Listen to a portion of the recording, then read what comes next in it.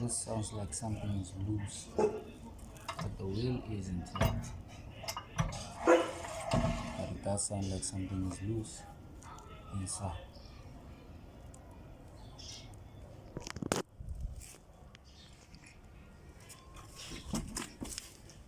So look at this, guys. This is a sign of a bad wheel bearing, or the hub complete.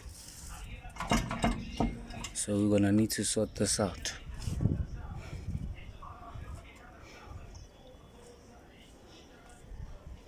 Okay.